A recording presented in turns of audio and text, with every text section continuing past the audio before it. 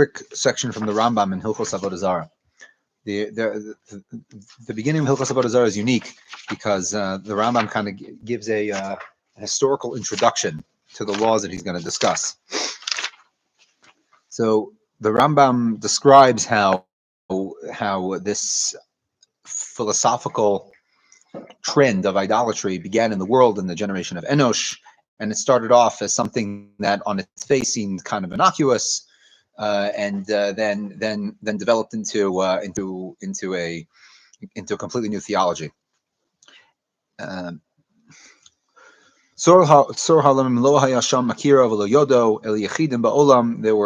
came to a point where there were very, very few who knew of the Creator.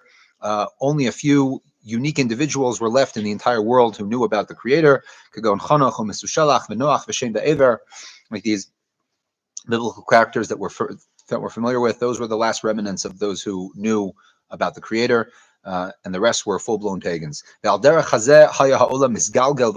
this is how the world progressed or degraded, let's say, until Avram Avinu was born. When this giant was weaned, he started to go on a process of discovery in his own mind. While he was still a young boy, and he thought about these deep philosophical thoughts day and night. And he was in a state of wonder and shock. How is it possible that all the natural cycles are able to continue? And there's no one behind them pushing these cycles forward. Who is causing the circle to go around, so to speak? It's impossible for such a sophisticated process to continue on its own. And the Rambam goes on to describe how eventually he came to be very, very public about his beliefs, and he would have public debates with all of the idolatrous priests in public, which made him very unpopular.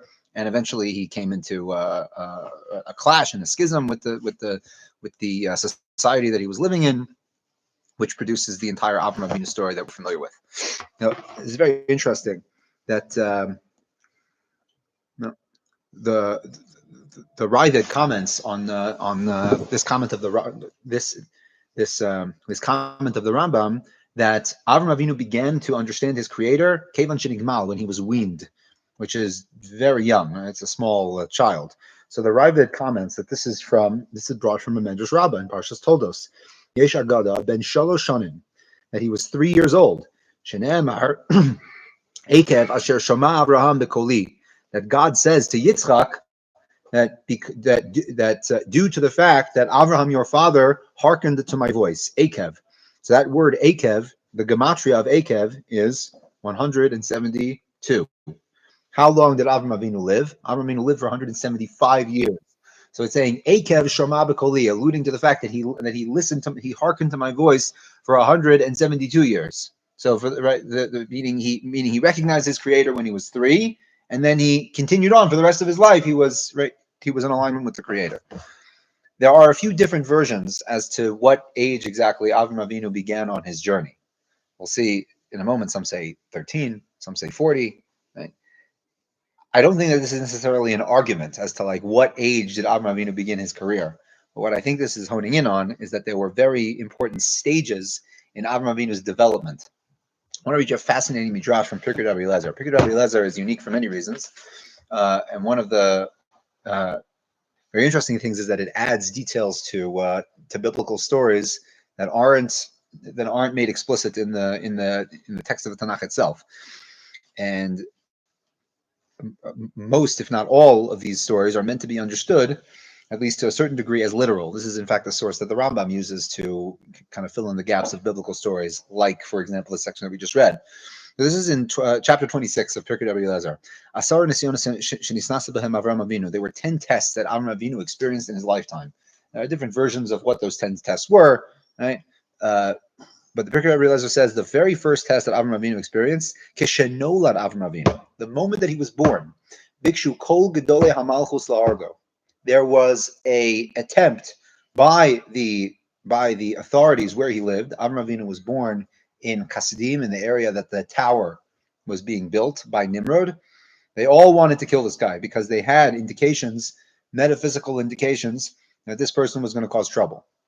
Similar to like the Moshe story that we find that already when he was born, there were indications that this was going to be a problematic individual.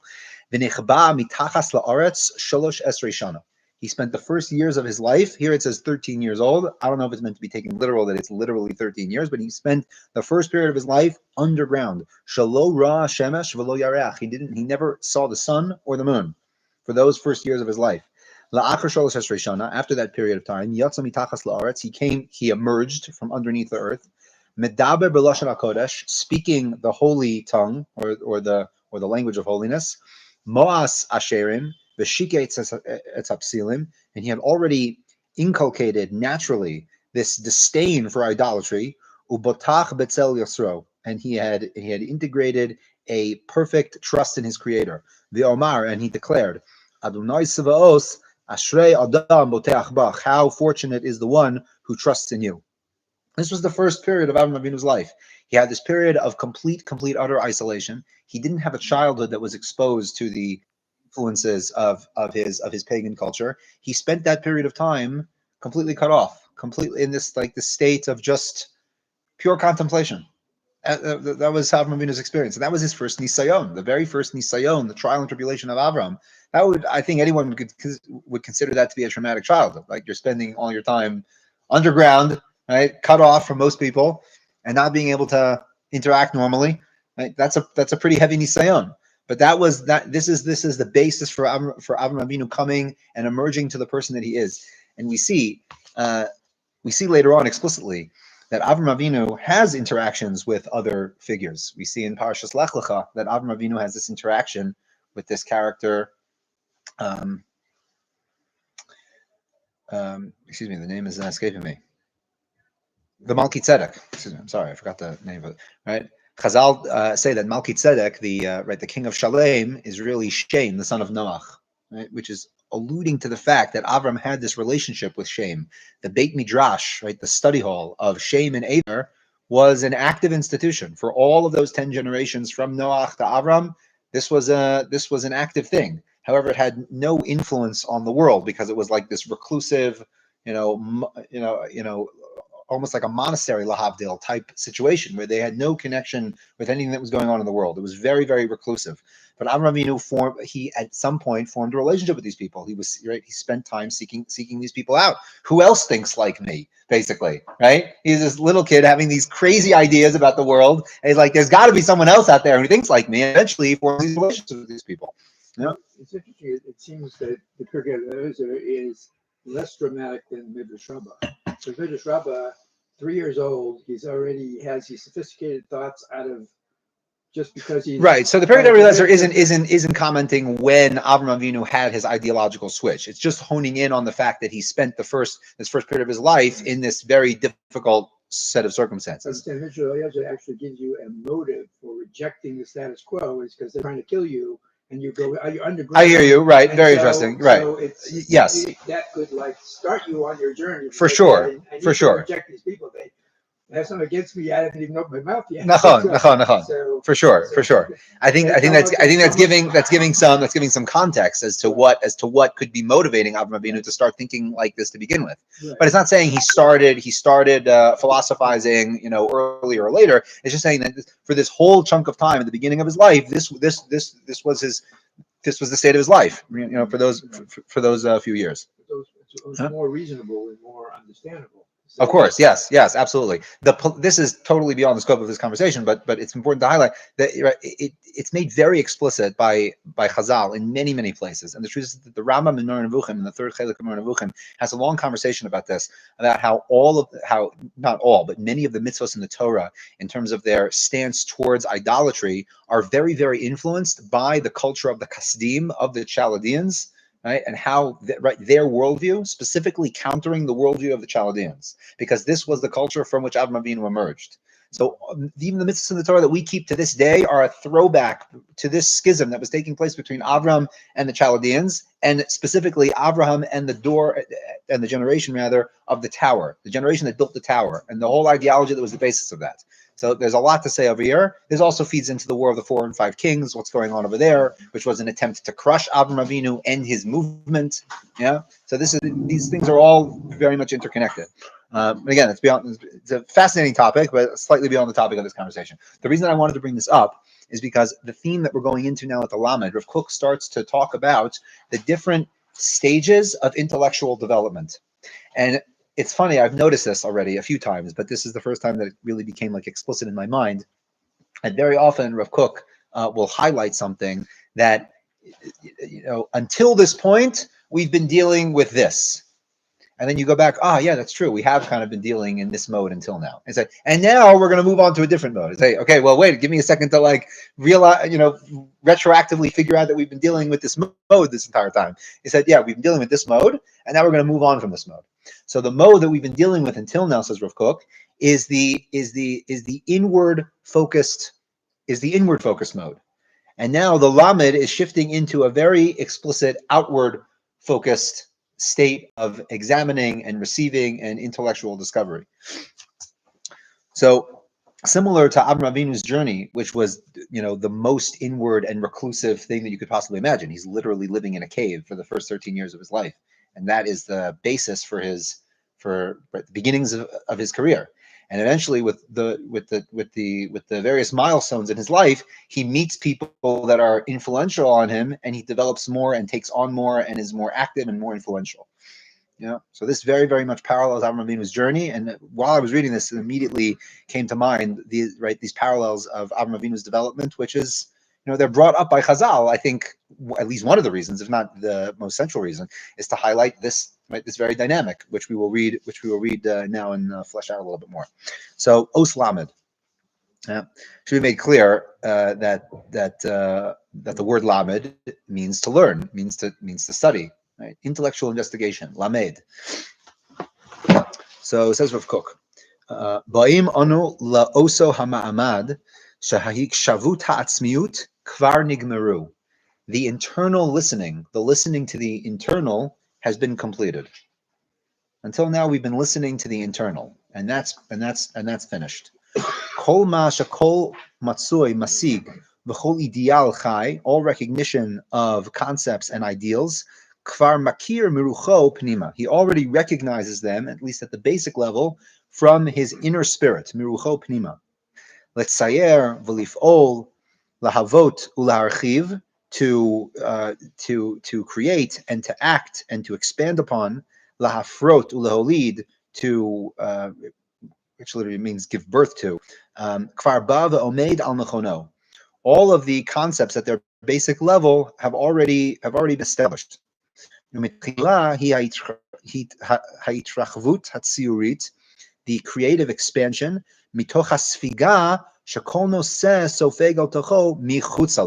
from being sofeg, like a sponge, it absorbs from outside of him, michutzalo. So all of the introspection has been completed. There's been a long period of introspection, and now we're ready to absorb from outside of us. Kan ba kfar kriyata oznayim. Right, this is a term I think he's used before. The kriyata oznaim in the last letter, he used this term kriyata oznaim, I believe, to dig out ears. This is a paraphrase from Tehillim, where David HaMelech says, "Oznaim karisali," you have dug out ears for me, so that I'm able to hear your voice. So similarly, the person has now carved out ears, the capacity for listening and absorbing from outside. The Lamed, first and foremost, comes to give order to the channels in which the person receives hashpa'ah, influence. He is now ordering the channels in which he receives influence. Mekablim hein dein midein. They receive this one from this one. What is that a quote from? Mekablim dein midein. We're all familiar with that because we say it, right? So this is a quote from the Targum Uziel on the pasuk in Yeshayahu, in the beginning of Yeshayahu in Perek Vav, that when it says v'kara ze el ze, that they call to each other, talking about the experience of these celestial beings, the Srafim and the Chayot HaKodesh, the Kara Zel Zeh, that they call out to each other. What that means is Mekablin Dain Min Dain. They receive this one from this one. We'll come back to that in the Kuda also, because I think it's right. It's very profound. Mekablin Dain Min Dain Orchot Chayim V'Rikshei Chayim, the pathways of life and the emotional experiences of life. Hadrachot Tovariot V'Tziurei Dat, guidance and conceptual understanding that will form the consciousness. Shifat Chafatzim B'Hamon Ritzonot, all of the influences and many wills. Halamed b'tzurato hamitromemet me'al hashita shava. The lamed in its formation, meaning the actual physical form of the letter, is very lofty. Me'al hashita shava. It extends above the line. And here I think he's making an explicit reference to the halachic context of the lamed. What's the biggest problem that comes up? The halachic problem that comes up with writing the lamed? Just take a guess. Bumping into another letter, right? Because it's the only letter that protrudes upward. There are letters that protrude downward, like the Chaf Sofit and the Kuf, which we'll get to. But the Lamed, it protrudes upward. So let's say this is a case that's talked about very often in the poskim. You have, for example, let's say a Daled on top, and then it happens to be that right underneath the Daled you had to write a Lamed. So the Vav is protruding into the Daled, makes the Daled look like a Hey. Yeah, it completely throws off the structure of the letters. So these are all problems. But it says part of the theme of the Lamed is that it's protruding upward, and it's unique. It's the only letter that does that. That it protrudes upward in this very dramatic way. So it's mitromeim. It's uplifting. Meviat harayon hachipusi hamitromeim lema'ala mala. The tendency for chipus, to search out.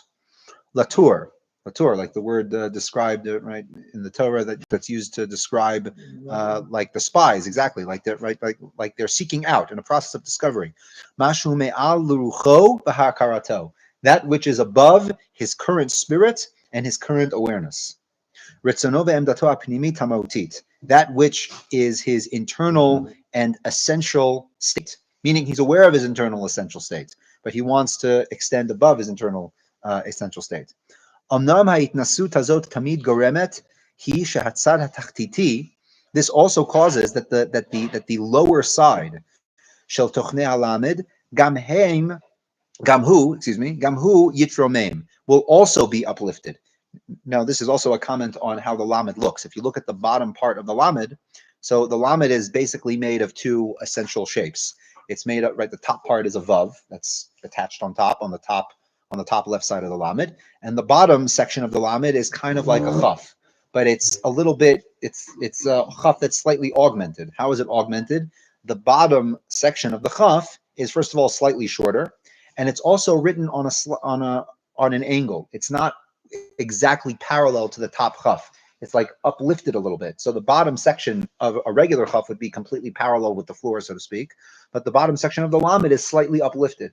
So what is Rav Kook saying? He's saying this process of outward discovery, now that the consciousness has come to self-recognition and is now seeking outward influence, that causes gam hatzara tachtiti, the lower parts of the human experience, to be uplifted. The lower part is now being uplifted.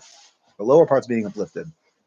Al kol panim harama alechsonit el al. Right, at least in a horizontal fashion, meaning the bottom line is still there, meaning to allude to the fact that the lower parts of the human being are still there, but they're being uplifted slightly.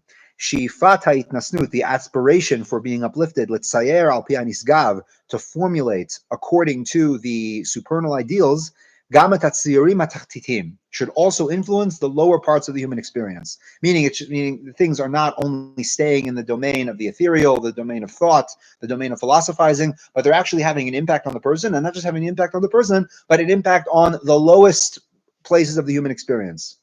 Lahatim, in order to become oriented to. Lahatim, what's a good translation for lahatim? I would say oriented, but like lahatim is like to make something fit. Yeah, like to make something fit. Et hasdarim al hanishkefet betchum harum. In order to fit and become compatible, that's what we're looking for, to become compatible with these lofty ideals that have been discovered. Achrei hanishkefet betchum harum After the focus has pointed upwards, it is all alluded to in the fact that the bottom line of the lamed has been extended upward or shifted upward rather. הקו האיתן שהקווים המתפשטים ממעל ומתחת נמשכים ממנו מלמדנו את היסוד הלימודי. This is all teaching us the foundations of teaching and learning. הבנוי על איתנות הבדלה שבין הרום והתחת, which is emphasizing the distinction between that which is lofty and that which is lowly. על יסוד הכרת הערכים והבדלת התוכנים למיניהם וסוגיהם, to divide the different categories into their types and categories. ההתרגלות שביסוד החיים, ההולכת בכל יצורי עולמים ועולמי עולמים, the becoming regular, becoming familiarized with the foundation of life that extend from time immemorial, meaning from very, very far in the past down to where we are now in the present. Sheyesh la esek im moreshet dorot is emphasizing the interaction of the tradition between generations, the heritage between generations. Moreshet olamim, the eternal heritage, meaning from very, very far in the past. Hasamat otiot otot brishmei achayim hashotfim midorot atikim, that flow from ancient days. The olmei olamim cholfim, and despite the fact that many days have passed and a lot of time has passed, harayim kulam nosim bechlulim biyesod halimud, all of them are contained within the potential of learning. Shetchunat ot halamed ba'oz govha v'chativuta mitzaltzelet kepa'amon berucha. The lamed is extending upward in order to be like it's like a bell, like you place a bell in a very high tower so that the sound will radiate as far as it could possibly radiate. So it's like the earlier generations are in Rav Kook's mashal. The earlier generations are like they're above us in this sense, right? They're extending further down. There's like a linear progression of the generations. But the sound of the bell of the previous generations can be heard even now, and all of that is done through limud. All of that is done through learning. B'kol az hanoseh b'chelo hakabir et kol hamigdalim haporchim ba'avir, and they hold within them all of the towers floating in the air. This term, the migdalim haporchim ba'avir, is a term that Chazal use, and they to describe intellectual discourse that has no basis in reality. Meaning they use this in a negative context. The context that they use is, I'll skip a little bit to the punchline, but we'll get to this at the end because all these are worthy of unpacking individually, and we'll do our best to do that. But the context in which Chazal used this term, migdalim haporchim ba'avir, are to describe people that their intellectual pursuit in Torah was completely detached from their character. In the Gemara in Sanhedrin, it talks about two people specifically, Achitofel and Doeg HaAdomi. These were individuals that lived in the time of David, and they were people that opposed David HaMelech, right? And it says that both of these individuals happened to be great Torah scholars, great like unique Torah scholars, and that they were able to give 300 explanations, b'migdal haporeach ba'avir, and they were all in matters of the tower floating in the air. Now that is being used as a double entendre because the tower floating in the air is an actual halachic scenario. What is it referring to? It's referring to someone who's floating in the air, right? Like someone's floating in the air above something that's ritually impure. And the question is, in what cases do they contract the impurity despite the fact that they're not making physical contact with it? They're just floating above it, right? What? Like in a plane, exactly. A common, yes, a modern application of this question, which is a real halachic scenario, is if a Kohen is in a plane going over some type of impurity that he can't have contact with. Yeah. But the other meaning that's also contained within there is that it's poreach ba'avir. It's like it's not attached to anything real. Right? Their Torah was like migdal poreach ba'avir, whereas the Gemara goes on to describe, right? Toratam me'asafa v'lachutz. Their Torah was from their lips outward. It had no impact on their mind or their heart. It was just intellectual. So it was their Torah was about migdal poreach ba'avir. It was concerning that halachic topic, and it was essentially migdal poreach ba'avir. It was literally right floating in the air, not attached to anything real. Was Rav Kook It almost sounded like when you're reading that, what Kook was saying that something character of the Lamed is an essential character for how you teach and how you learn. But then I didn't continue like that. I mean, So the Lamed as such, if we would summarize the entire theme of the Lamed, it's moving into the discovery mode, which is seeking to suck in from the outside, to lispog. What did I say? Right, to sponge. Yeah, to sponge in from the outside, to absorb. Thank you. To absorb from the outside. It's not something that a teacher could draw upon and say, I'm learning a lesson of how to make material more relevant. That's not going there. It's talking about how somebody gets to a stage where they're actually open. Actually, very much reminds me of many things I've heard about Bali Chuba, that you can't just, have a fire and brimstone speech. You're talking to 100 people who aren't religious, and they're all going to come. So they have to first do the work. Right. They have to be ready. Yes. Then something can reach them. You can't press a button in there. So everything that you're saying goes back to I think the very, very first line that he said when he opened up the section. Ba'im anu lo to'amamad. We are now at the stage shahak shavot ha'atzmiot. All the listenings to the internal kfar nigmeru have now been completed. Listening to the internal has been completed. And this brings us back to the very, very first letter. You see, we can't escape this chazara. As much as we try to put the chazara behind us, it's not possible. We always have to do more chazara. What did Rav Kook say in the very, very opening line of this whole book with the Ot Aleph? What did he say? Yodati hanishama. The soul knows. The soul knows. Meaning, even if you don't know, your soul knows this. So you better get in touch with what your soul knows. Shakol haba b'limud. Anything that comes from a state of learning, studying, right? Eineno mikori is not original / authentic. It's not authentic. Anything that's being given from the outside is not authentic. And this was the introduction to the whole dynamic of speech, as we've discussed many times. Speech is desperately trying to describe an internal experience that there's always going to be a gap there. And the yearning, the attempt of the whole enterprise of speech with words that can never really hit the nail on the head. And success in Lashon HaKodesh with the speech of holiness is that even though these are words and external things, they can actually communicate an internal experience. That's the whole struggle. But the reason that he opens up with this idea is that anything that comes from the outside is not authentic. What that means is the first initial stage is the internal listening, to listen to oneself, to be able to hear oneself. It's the Aleph, which also means to learn. Aleph means to learn, just like Lamed means to learn. There are two letters that mean to learn, but one is in Aramaic and one is in Hebrew. So the first learning is the Hakshava Pnimit, is the internal listening. This is like stage one of Avram Avinu. He's sitting in a cave, literally alone, literally cut off from all humanity, and he's just sitting and contemplating. He's like, how is it possible that all this stuff is just happening by itself? Not possible. And he's thinking about this for years. And after he goes through that stage, then he begins to progress and interact with people and start receiving from people. But that whole first stage of his life was just the hakshava pnimit. It was the internal listening. It was the internal listening. Once the internal listening has been done, then we can start being sofeg to receive and absorb from without, from outside. Yeah. But does that always have to be the first years of your life? The first years of your life, dafka, meaning like you've missed the opportunity if you haven't done it in the first years of your life. I don't think it's saying that. I think it's saying that stage one is always hakshava pnimit. It's always right, internal listening. And then once the internal listening has been done, then there's the ability to absorb from without. That's the limud. So the first is the aleph. The aleph is the hakshava pnimit, and then there's the limud, which comes from outside.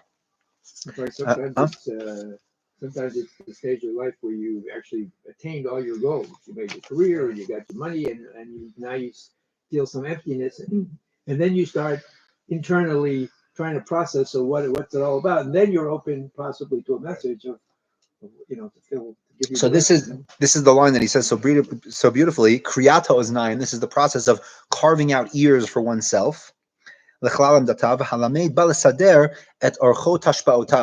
order the channels of the influence that you receive. Meaning you've now done the hakshava pnimit, and now you want to create channels for influence. Meaning you want influence. You want influence from the outside. So you identify the Rav that you like, you identify the shiurim that you like, you identify the books that you like. Now you're ready to set up channels for outside influence. No, let's just read a few lines from the beer over here from from Reb David. Miyad achrei kol hakshava pnimit. After all of this period of internal reflection, kazu, hadam chozer lematzavo ragil hachitzoni, v'hu nizkak ligiroi v'hashara mibachutz. He realizes that he needs enrichment from outside of him. V'zoi hasfiga mibachutz. This is what Rav Kook calls absorbing the sfiga from outside, and this is the context of where he quotes from the Targum Uziel, mekablin hein dain min dain. They receive this one from this one. I want to share with you a fascinating idea. There's a halachic concept called davar shebekidusha, which has to do with the laws of tefillah. Davar shebekidusha means all the sections of davening that can only be done in a tzibor, in a congregation. Right? We say kaddish only in a tzibor, kedusha is only in a tzibor. What's the definition of a davar shebekidusha? What's the definition? The definition is anything that isn't a call and response. Anything that's in a call and response is called by Chazal davar shebekdusha, matters of holiness.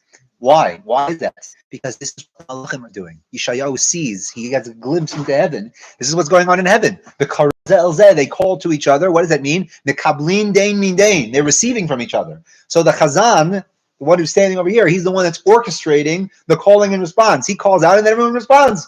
But this is literally an acting out of the mekablin dain min dain. Everyone's receiving from each other. And that can only be done in a tzibor. That can only be done in a congregation. If you're sitting by yourself, there's no one to receive from. In a tzibor, we're all receiving from each other. It's all bouncing back and forth. Mekablin dain min dain. And what Rav Kook is saying is that the ability to have a relationship of mekablin dain min dain, of receiving this one from this one, is only after someone has gone through the process of this hakshava pnimit. After he's gone through the dynamic of the aleph, he spent a lot of time with the introspective mode, and there's a person there, there's a someone there. Then he can show up and be someone who can give and receive.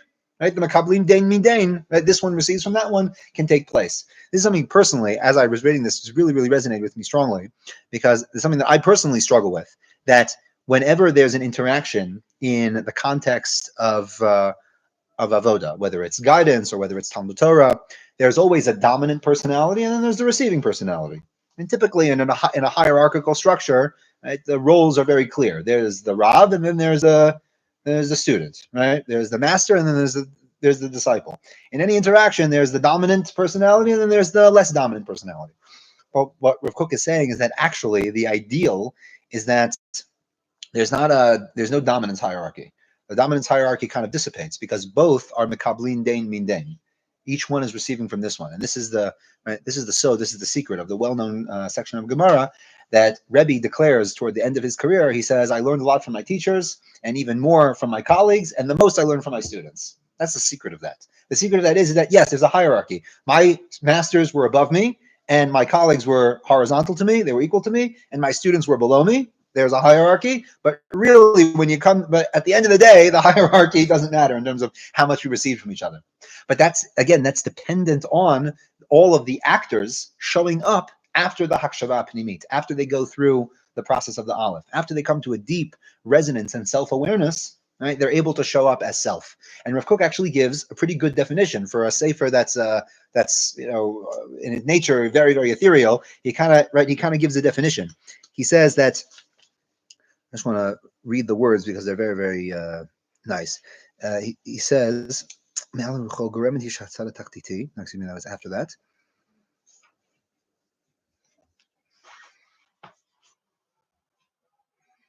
Yeah. Kol masha kol mitzoy masig v'chol ideal chai umakir merucho pnima. He already has the ideals that are let's say natural to him, that they've resonated with him. The ideals resonate with him, but how to act those things out in the world are elusive. How to act them out are elusive. And now he wants some type of guidance, some type of feedback, perhaps is also a good word, about how to act out these ideals in the world. And other people can help you with that. Even if you have your ideals, you know what your ideals are. You know, like, this is an idea that resonates with me. This is a value that resonates with me. Great.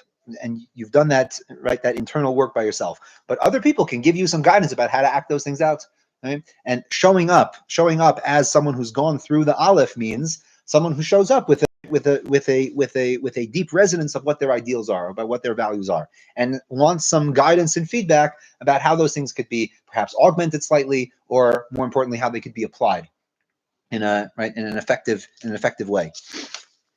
So maybe there was an educational tip embedded in here that that you make your students feel like it's a Oh yeah, for sure, process absolutely. going both directions. Absolutely, absolutely.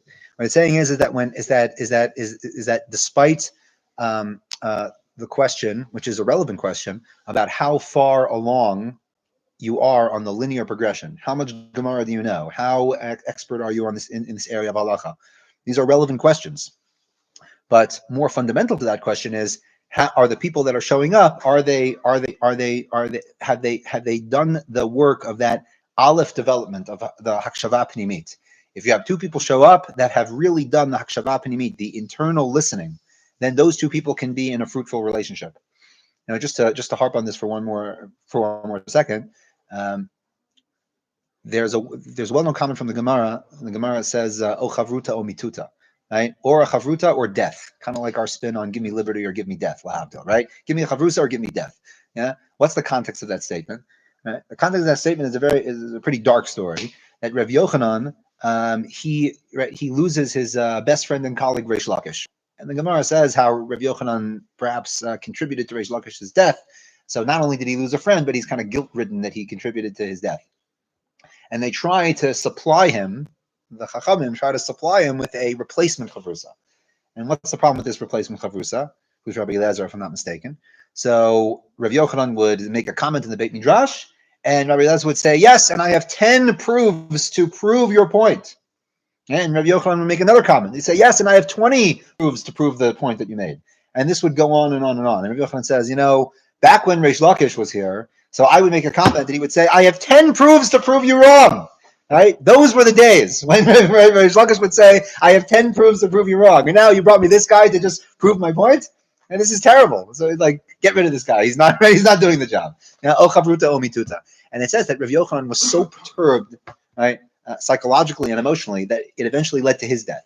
Not only that, this is quite extreme. He was in such suffering and anguish that he was physically disabled, and the Chachamim prayed that he would essentially be put out of his misery, which is what actually happened. It's a very, very heavy story.